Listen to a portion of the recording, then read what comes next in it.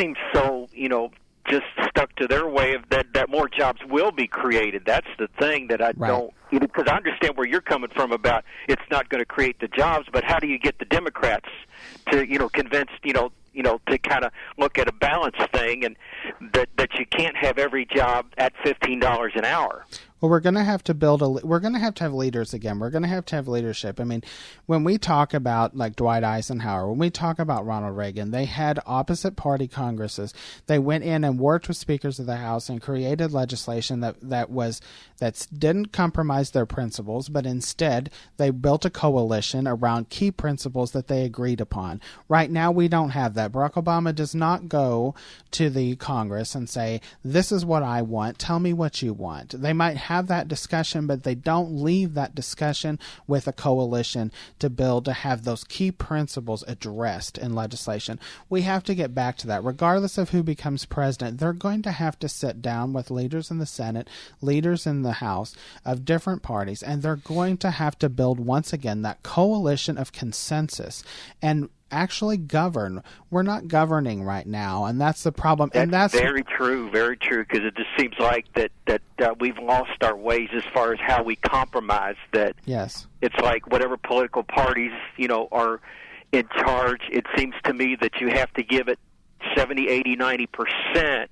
Rather than say 50-50 on all sides. We don't seem to be doing any of that. Well, and David, the other thing is that's why you have this rise of Donald Trump and Bernie Sanders. A lot of times when you talk to people who say that they've been ardent supporters of theirs throughout these primaries, you will say, I don't agree with them on everything. But however, I do believe I think he's going to work to change the way that things are going in the country, both Sanders and Trump. And they're saying, I think that they're being honest about wanting to change the process in Washington. And that's why people have said, you know what, I may not agree with him, but something's going to happen. Something different is finally going to happen for us, and we're finally going to get back on track.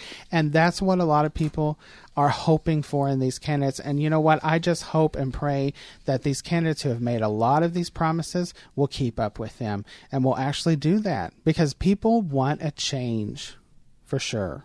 That's true. They do, yeah. Because it seems to be with Barack Obama, we've had it where certain minorities are the loud voices. When you say that's what we've developed with President Obama since he's been in office the past 8 years. Well, with all due respect to President Obama, he made a lot of promises. He made a lot of talk about change and accomplished none of them. Right. Other than the fact that he did expand access to health care is not affordable. That's true. And everybody says that. I mean, we've had today, United Healthcare say they're pulling out of all of those. They took a $475 billion loss the first year in Obamacare and are estimated to take a $500 billion loss. They cannot do it. Oh. They cannot do it. Well, David, we appreciate your call. Hey, David, thanks for calling, yeah. What field do you work in? Well, actually, I'm just a maintenance type of worker. Okay. Just right now, just shredding some document things at the moment. I know it's not, a pay situation, but it like I said, it's at least getting me out and getting me something to do right now. So yes. that's the important thing. So. And if you were to vote today, who would it be? Well, I'd have to be in a very secret way. I'd have to say, even though I'm not a Donald Trump fan, I'd probably, would probably go that way, but I'd have to keep it very, very, very secret, as very secret as I can. Right. Well, we won't tell anybody. That's true. Right. All right, David, thanks for the call. Right. Garrett, something that you all were chatting about there was about not being governed in that right person, like the Ronald Reagans of the past. Mm-hmm. We have three players. Mm-hmm. Which one can do that? Well, that's the question. None of them are going to be of that caliber, of the Eisenhower, the Truman, the Kennedys, and the Reagans. It's not going to happen. But Trump could possibly cross party lines just because he's not a typical Republican politician. Exactly. They couldn't. What about? Bernie would probably be second best. Is that? Would you? Bernie, a lot of people perceive him to be that way, and I will say, having worked with Bernie Sanders, I've been able to work with Bernie Sanders on a lot of issues when I've been working with clients, when I've been trying to get legislation passed. That's one of the things that I admire about Bernie Sanders. I don't necessarily believe he should be president, but I do, I do get why people believe that. However, Donald Trump, in order to be in that caliber, is going to have to lose this hard-headedness that he has about taking advice from other people and actually implementing it. Yeah, well, his family does good chicken. Sanders, get it? Well, okay, I'll keep the jokes to Gary. All right, well, we're going to take a quick break. We got another call on the line. Hopefully they'll stay with us through the break. We'll be right back. You want to call? 571-2428. WFIA, The Spirit. Spalding University School of Business offers undergraduate degrees in business and accounting. Offered in flexible 6-week sessions, students can choose a traditional classroom setting or online option. Having classes in 6-week sessions made hard material a lot more manageable and allowed me to concentrate on 1 or 2 subjects at a time. Visit spalding.edu and let Spalding School of Business assist with your next career move.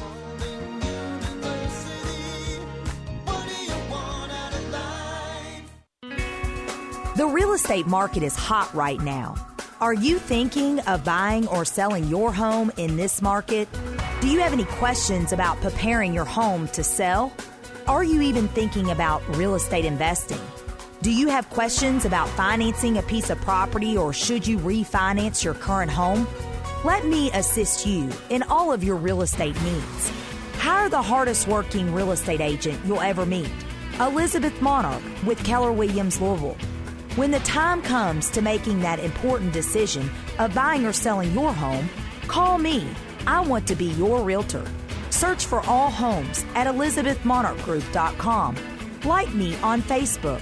That's Elizabeth Monarch with Keller Williams Louisville at 502-551-1286. ElizabethMonarchGroup.com, the hardest working real estate agent you'll ever meet. Herbert Swope won the first Pulitzer Prize for newspaper reporting back in 1917. Besides being remembered for his journalistic talents, he is also remembered for this observation. I cannot give you the formula for success, he said, but I can give you the formula for failure, which is try to please everybody all the time. The Apostle Paul put this idea another way. His one goal in life was to please the Lord Jesus Christ all the time. My own contribution to this idea is that the more we please Christ, the more we please those around us when it comes to kindness, goodness, patience, and love. This is David Jeremiah, encouraging you to get on the road to new life. Discover how to please God on Route 66. Route 66, driving the word home. Log on to Route66Life.com. Start your journey home today. My name's Danielle, and I've gone to Christian Academy since kindergarten, but now I'm a senior. There's so many different things you can do. The academics are top-notch. There's great sports programs all around. I also participate in the drama program. I think I'll have a great advantage going into college.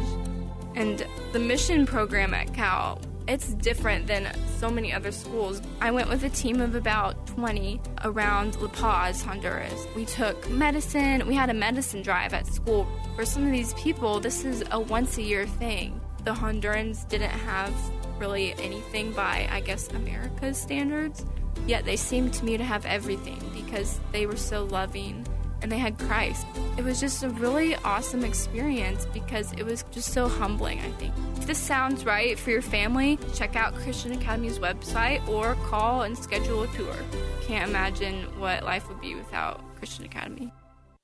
Hi, this is Steve Arterman. Join us for New Life Live each weekday. Real people, real issues, and real answers. My husband recently said he wanted a divorce. Do you think you felt this with your parents? Wow, it's the exact same thing I felt. If I were you, I would just say, look, I want to be married to you, but I want you to be the person that I married. Men spell intimacy S-E-X, and women spell intimacy T-A-L-K. New Life Live, weekday afternoons at 1 on WFIA, The Spirit.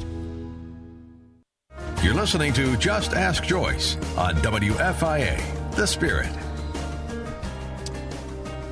Welcome back to WFIA, Just Ask Joyce show. Tim Hartley sitting in for Joyce today. And we've, Jared and I have been doing a little poll here as people have been calling in. And we've got another caller on. David, are you with us? David, I'm here. If If you were to vote today, who would you vote for? Hillary Clinton. And can I ask you what field of work you do? I'm partially retired. I'm old enough to retire, but I own my own business, so I haven't retired quite yet. All right. And did you have a question for Garrett? Well, it was more of I think that fellow that called earlier couldn't understand why the Democrats were pushing for a higher minimum wage. It's more of a function of more money in the lower and middle class, and the more